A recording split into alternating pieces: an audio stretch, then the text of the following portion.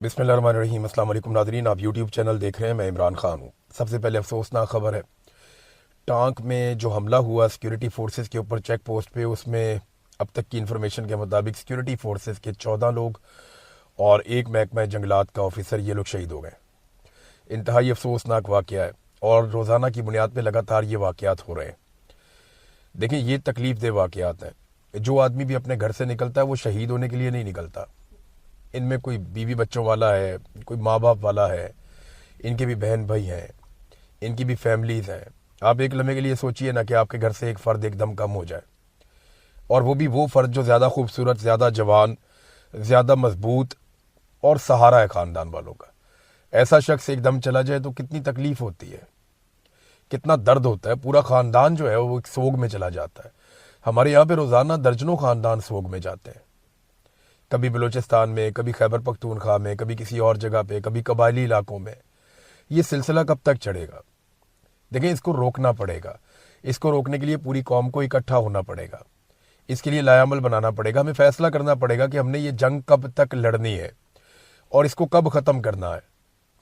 ऐसा नहीं हो सकता कि आप इसके साथ लंबे अरसे तक सस्टेन करें। हमने माजी में भी दहशतगर्दी को शिकस्त दी थी, इसे एक मरतबा फिर हर हाल में ख़त्म करना चाहिए, वरना ज़हनी मरीज बनता जाएगा मुआशरा आहिस्ता आहिस्ता। ये एक जान नहीं जाती, एक पूरा ख़ानदान जो है वो तबाह हो जाता है। लगातार इस किस्म के अटैक्स हो रहे हैं और ख़बर हम बाद में दे देते हैं कि हमला नाकाम बना दिया गया। देखें, कैसा हमला नाकाम बनाया कि वो खुद कुछ हमला था, वो आए, उन्होंने खुद कुछ धमाका किया। इससे पहले एक पुलिस चौकी को रिपोर्ट हुआ, वहाँ पर भी धमाका हुआ, वहाँ पर भी लोग शहीद हुए। बलूचिस्तान में रोज़ाना की बुनियाद पर लोग कभी जबरी तौर पर लापता हो जाते हैं, कभी लोग शहीद कर दिए जाते हैं, कभी टारगेट किलिंग में मार दिए जाते हैं। एक जज साहब अब्दुल हकीम काकड़ साहब, वो शहीद कर दिए गए। बाद औक़ात ना एक छोटा वाक़या होता है, एक कत्ल होता है, फिर आप लंबे अरसे तक उसकी कीमत चुकाते रहते हैं। अब्दुल हकीम काकड़ का वाक़या छोटा वाक़या नहीं है। रियासत को इसके ऊपर जागना चाहिए और तमाम लोगों को इस पर जागना चाहिए। बाकायदा जो बलूचिस्तान के अवाम है उनको भी इसके ऊपर जागना चाहिए। बलूचिस्तान की अदलिया को और वकला को इसके ऊपर आवाज़ बुलंद करनी चाहिए। अगर अब्दुल हकीम काकड़ जैसे लोगों को, जो ये कहते रहे कि हम इंसाफ देंगे, हम अल्लाह से डरते हैं, इस तरह के जजेस को अगर दिन दिहाड़े कत्ल किया जाएगा और रियासत उन्हें बचाने में नाकाम रहेगी, या उन्हें सिर्फ इस वजह से मार दिया जाएगा कि वो मतलूबा नताइज नहीं देते ताकतवरों को, तो ऐसी सूरत में निज़ाम कैसे चलेगा? ये नहीं चल पाएगा, सारा कुछ कोलैप्स हो जाएगा। तो मेरी गुजारिश है कि जो इधर उधर की एक्टिविटीज है उनको छोड़ दें थोड़े अरसे के लिए। दहशतगर्दी एक बहुत बड़ा मसला है।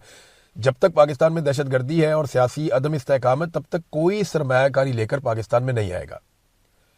और बदकिस्मती से ये दोनों चीज़ें पाकिस्तान की मिलिट्री एस्टेब्लिशमेंट से जुड़ी हुई हैं। जहाँ पे बैठे हुए सीनियर ऑफिसर्स वो अपने बारे में सोच रहे हैं, पाकिस्तान के बारे में नहीं सोच रहे। उनको इस्तिस्ना चाहिए, उन्हें एक्सटेंशन चाहिए। अभी 8 ऑफिसर्स को सुपरसीड करके एक जनरल को लाके लगाया गया और उनको कमांड पे एक सीट दी गई। हालांकि पिछले साल से इसकी गुंजाइश मौजूद थी, लेकिन पिछले साल ये नहीं किया गया, इस साल किया गया। ठीक है, जो मर्जी करें, लेकिन पाकिस्तान में इस्तेहकाम आना चाहिए, पाकिस्तान में अमन व अमान कायम होना चाहिए। ये फैसले मिलिट्री एस्टेब्लिशमेंट अगर दिफाई नुक्ता नज़र से फैसले करती है तो उनके फैसले हैं, वो करते जाएं। लेकिन क्या पाकिस्तान को कोई फ़ायदा हो रहा है इन फैसलों का? ज़ाती हैसियत में तो अपनी पसंद और नापसंद आप कर लेते हैं। कोई एक्सटेंशन लेता है, कोई इस्तिस्ना लेता है, कोई एक्सटेंशन के चक्कर में हुकूमत गिरा देता है, कोई एक्सटेंशन के लिए एक नई हुकूमत बना देता है। लेकिन इससे पाकिस्तान को क्या मिलता है? इन चक्करों से निकलें आप बाहर। एजेंसियों को उनका काम करने दें, फौजियों को उनका काम करने दें, पुलिस को उनका काम करने दें और सियासतदानों को उनका काम करने दें, और मिलकर एक दफ़ा दोबारा इस दहशतगर्दी को उखाड़ के फेंकें आप। हमारे बच्चे रोज़ाना शहीद हो रहे हैं, नौजवान रोज़ाना शहीद हो रहे हैं। फिर हम कह देते हैं जी हमला हमने नाकाम बना दिया। कैसा नाकाम हमला है जिसमें हमलावर आते हैं, वो धमाका करते हैं और 15 सिक्योरिटी फोर्सेज के लोग शहीद हो जाते हैं, बाद में हम खबर दे देते हैं हमने नाकाम बना दिया। ये तो DGI-SPR ने तब भी कहा जब वो 20 से ज़ायद पुलिस वालों को अगवा करके अपने साथ ले गए। उन्होंने कहा जी हमला नाकाम बना दिया, वो लाशें छोड़कर भाग गए। फिर हमने देखा कि वो अपनी लाशें तो छोड़कर नहीं भागे, लेकिन पहाड़ों से हमारे पुलिस वालों की लाशें मिलती रहीं अगले 3-4 दिन तक, बल्कि कुछ लाशें 1 हफ्ते के बाद वापस आई, उनकी हालत खराब हो गई थी। तो हमें ये समझना पड़ेगा कि इस लड़ाई में, जिसमें 1, 2, 4, 6 लोगों का फायदा है, उसकी वजह से 25 करोड़ लोगों के मुल्क को हम दांव पे ना लगाएं। یہ پاکستان رہے گا نا تو پاکستان کے اندر سے ہم سب کو کھانے کے لیے کچھ نہ کچھ ملے گا. کوئی روٹی کھائے گا, کوئی اچھا سالن کھائے گا, کوئی برا سالن کھائے گا. کوئی اگر کرپشن بھی کرے گا تو جب یہ ملک ہوگا تو اس کے اندر آپ کرپشن کریں گے نا. جب آپ اس ملک کو اس نہج پہ لے جائیں گے جہاں پہ سرمایہ کاری نہیں آئے گی, کوئی پاکستان کے اندر پیسہ لگانے کو تیار نہیں ہوگا, تو پھر آپ پیسہ کھائیں گے کہاں سے؟ لہٰذا پہلے پاکستان کو بچائیے. اس وقت سب سے ضروری یہ ہے. حالات یہاں تک پیدا کر دیے کہ روزانہ کی بنیاد کے اوپر اب پیٹرولیم مصنوعات کی قیمتیں پاکستان میں بڑھتی ہیں, اور ہم اس کے اوپر بات کرتے ہیں. ہم کیوں نہ کریں بات؟ ماضی میں جن لوگوں کی آج حکومت ہے, یہ لوگ ماضی میں اس پہ بات کرتے رہے نا, رولا ڈالتے رہے نا. جب 1 روپے پیٹرول کی قیمت بڑھتی تھی عمران خان کے دور میں, یہ چھلانگیں مارتے تھے, شور مچاتے تھے. خواجہ سعد رفیق نے 117 روپے لیٹر پیٹرول کے اوپر ایسا خوفناک ٹویٹ کیا تھا کہ لگتا تھا قیامت آنے والی ہے. اور آج جو قیمت ہے وہ 383 روپے ڈیزل کی, اور پیٹرول جو ہے وہ 335 روپے ہے. حالانکہ ابھی بھی عالمی منڈی میں پیٹرولیم مصنوعات کی قیمتیں جو ہیں عمران خان صاحب کے دور حکومت کی نسبت کم ہے. دیکھیں, میں ایک چیز آپ کو بتاتا ہوں, پالیٹکس سے یا ان چیزوں سے ہٹ کے میں زیادہ تر حکومت کے اوپر تنقید کرتا ہوں. حکومت نے کوئی میرے ساتھ اچھا تو نہیں کیا تو میں تنقید ہی کروں گا, لیکن سچی بات یہ ہے کہ ایک خود کار سسٹم بنانا چاہیے, ایک آزاد سسٹم بنانا چاہیے. حکومت کا اس میں کردار ہی نہیں ہونا چاہیے کہ پیٹرول کی قیمت کتنی بڑھے گی اور کتنی کم ہوگی. حکومت چاہے زرداری کی ہو, نواز شریف کی ہو, عمران خان کی ہو, کسی کی بھی ہو, چاہے فضل الرحمان کی حکومت ہو, حکومت کو اس کے لیے جواب دہ ہونا ہی نہیں چاہیے کہ پیٹرولیم مصنوعات کی قیمتیں کتنی بڑھیں گی. وہ سال میں ایک مرتبہ ایک پالیسی بنائے کہ جناب ہمارا یہ سیل ٹیکس ہے اور یہ والا ٹیکس ہم وصول کریں گے. اس کے بعد ایک انڈیپینڈنٹ اتھارٹی ہو جو روزانہ کی بنیاد کے اوپر بے شک یہ فیصلہ کرے کہ جناب عالمی منڈی میں تیل کی قیمت یہ ہے, ہمیں اتنے کا تیل مل رہا ہے, ہمیں اتنی رعایت مل رہی ہے, اور اس رعایت کے نتیجے میں ہم پاکستان میں اتنے روپے لیٹر پیٹرول دے سکتے ہیں. اب کسی حکومت کا قصور نہیں ہونا چاہیے اس میں. بجلی پہ بھی آپ کو یہ فارمولہ بنانا چاہیے تھا, لیکن آپ نے ساورن گارنٹیز دے دی. آپ نے یہ کیا کہ آپ بجلی بنائیں یا نہ بنائیں ہم آپ کو بل دیتے رہیں گے.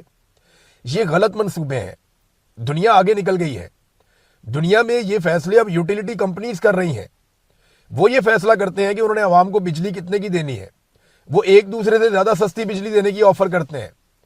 یہاں پہ سسٹم چل رہے ہیں, گیس کے لیے کمپنیاں کام کر رہی ہیں, بجلی کے لیے کمپنیاں کام کر رہی ہیں, پانی کے لیے کمپٹیشن چل رہے ہیں. سرکار کی رسپانسبلٹی ہے جن چیزوں پہ, وہاں پہ بھی پرائیویٹ لوگوں کو لایا گیا ہے.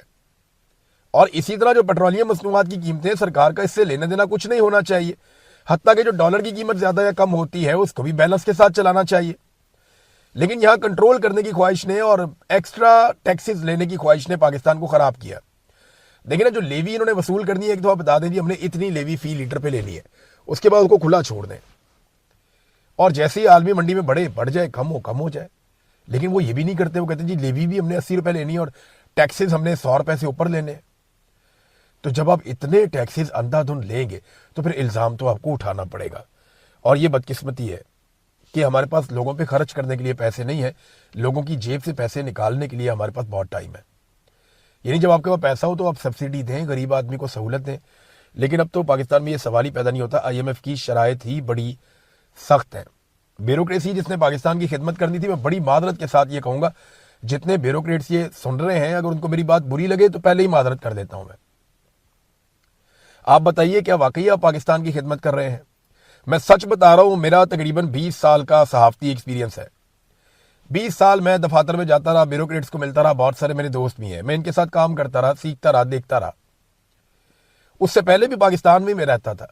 بے شمار میرے بیوروکریٹ دوست ہیں جن میں بہت سارے لوگ بہت اچھا کام کرنا بھی چاہتے ہیں. لیکن کیا یہ سچ نہیں ہے کہ بیوروکریسی یا سرکاری ملازمین یا افسران کی جو اکثریت ہے وہ صرف نوکری کرتی ہے, کام نہیں کرتے؟ یعنی اپنے دل پہ ہاتھ رکھ کے آپ سوچیں نا کہ آپ نے پچھلے 1 مہینے میں کتنا کام کیا اور کتنا کام ہے جو آپ کر سکتے تھے, یا آپ کے کام کرنے سے پاکستان کو کتنا فائدہ ہوا. یہاں پہ لوگ گھنٹے پورے کرنے کے لیے جاتے ہیں. سرکاری نوکری ایسے ہے, وہ بلوچستان میں ایک آدمی نے 2 نوکریاں لی ہوئی ہیں, 3 نوکریاں بھی لی ہوئی ہیں, کہ وہ 2 3 تنخواہیں, گھوسٹ تنخواہیں وصول کرتا ہے. تعلقات لگا کے لوگ نوکری لے لیتے ہیں. پنجاب میں یہ ہے, سندھ میں یہ ہے, خیبر پختونخوا میں یہ ہے. ہر جگہ پہ لوگ گھوسٹ ملازم بنے ہوئے ہیں, کام کرتے نہیں ہیں, تنخواہیں لے لیتے ہیں.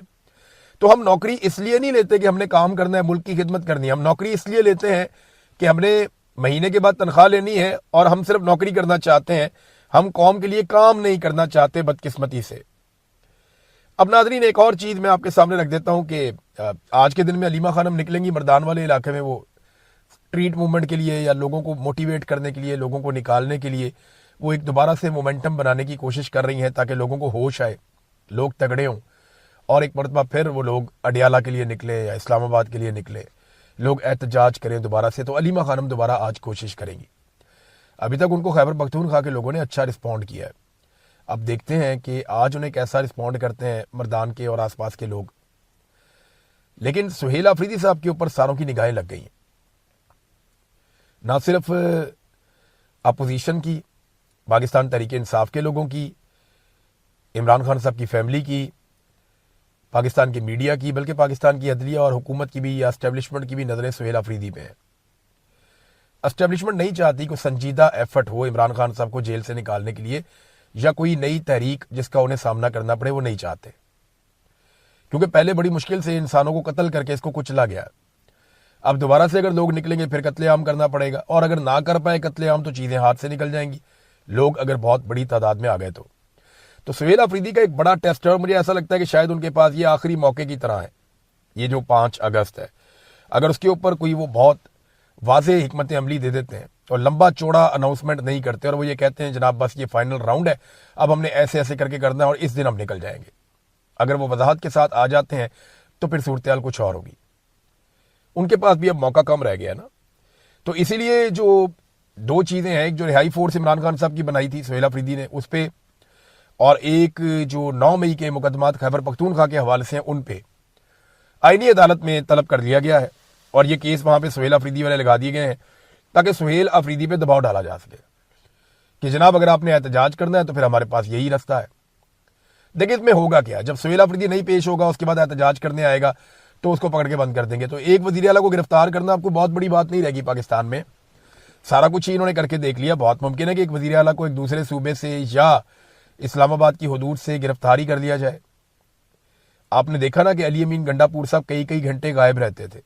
آج علی امین گنڈا پور وزیر اعلیٰ نہیں ہے, لیکن جب کبھی وہ مستقبل میں کتاب لکھیں گے یا کوئی چیز وہ لکھیں گے یا ان کی فیملی لکھے گی یا ان کے قریبی لوگ لکھیں گے, اگر انہوں نے اس میں سچ لکھا تو وہ یہ بتائیں گے کہ ان کو کون سے افسر اٹھا کے یا بلا کے کہاں لے گئے تھے اور وہاں کیا ڈسکشنز ہوتی رہی ہیں.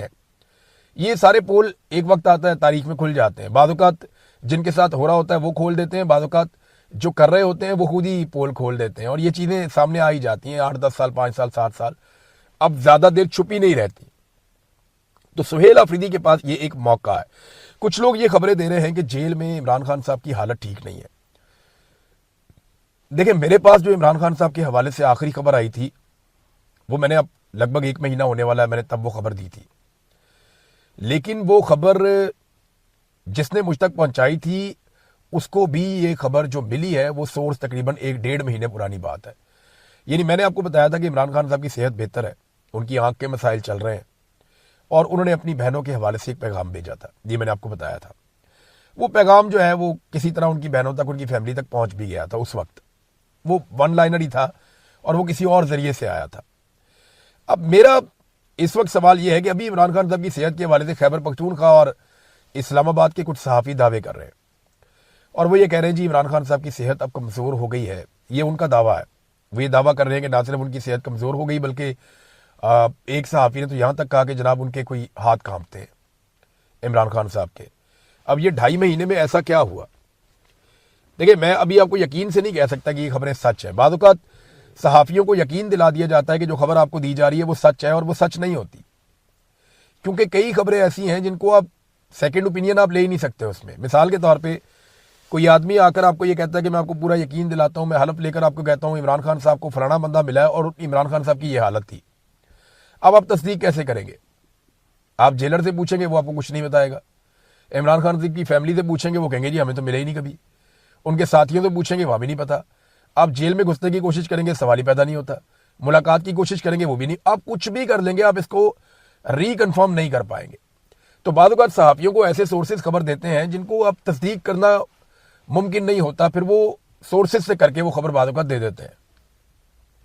اس طرح کی خبریں آ رہی ہیں جن کی تصدیق نہیں کی جا سکتی کہ عمران خان صاحب کی صحت کتنی خراب ہے, لیکن ملٹیپل سورسز یہ دعویٰ کر رہے ہیں کہ ان کی صحت پہلے کی نسبت خراب ہے.